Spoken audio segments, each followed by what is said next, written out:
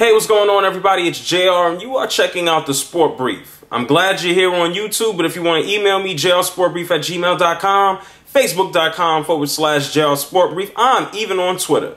Now, David Haye is the new WBA heavyweight champion of the world. He beat everybody's favorite giant, or maybe Russia's favorite giant, Nikolai Valuev. Now, David Haye, we know he's a fighter. He's not necessarily a boxer. He looked like a boxer tonight because he was fighting somebody 7 inches taller than him. So he moved around a whole lot and it made it look like he was a boxer. So that's David Haye. And he's probably more physically fit to run his mouth than box. But I'm not going to take anything away from him. I wanted to see him win. And then you have Valuev, who's 7 feet tall. And who was he beat? I mean, Evander Holyfield? I mean, Monty Barrett?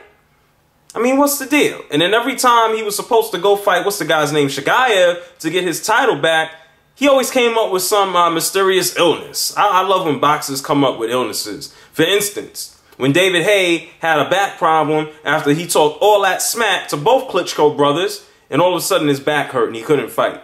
So he fought somebody easier in Valuev, and hey, magically he has a WBA title. But hey, that's something else. He is the champion now.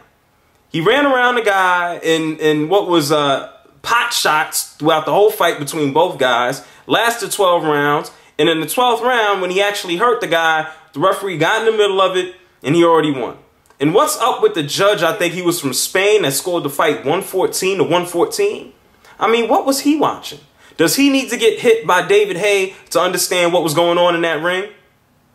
I mean, you have a guy 7 feet tall that basically does nothing but punch forward, lunge forward, kind of move back a little bit and stand up. And you have a guy that's 6'3" that's walking around him and ducking around his punches and trying to pot shot him.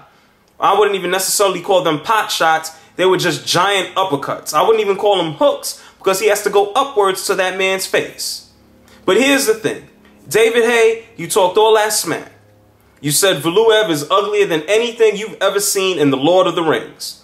Now that you have the WBA title, are you going to fight people lower than you? I know you're a cruiserweight and you haven't really knocked the hell out of anybody in heavyweight. This is your first heavyweight title. But tell me, are you going to go back to the Klitschkos now? You finished talking all that smack to Valuev. Are you going to go talk to Vitaly? Are you going to go talk to Vladimir? That's what I want to see. Because I don't think you're going to have the same type of fight with those two guys.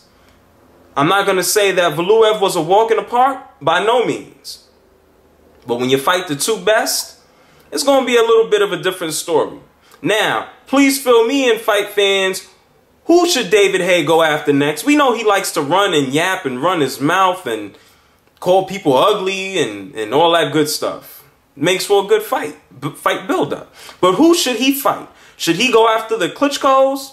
Because we know what the heavyweight division looks like. Is there some scrub somewhere that he should go after? Fill me in, let me know so I can check it out. And Valuev, I just think he should go out and make movies. Be a giant in those movies. George A. Morrison was a giant with Billy Crystal. The Big Show is a giant. I think he's going to be in a movie. Shaq was in Kazam. I bet you Hong Man Choi was in a movie. What are some other famous giants? Andre the Giant was in a movie. He was in Robin Hood. So Valuev, go make movies and retire. You can play a mean hobbit in the next Lord of the Rings. This is JR. I am out. Peace.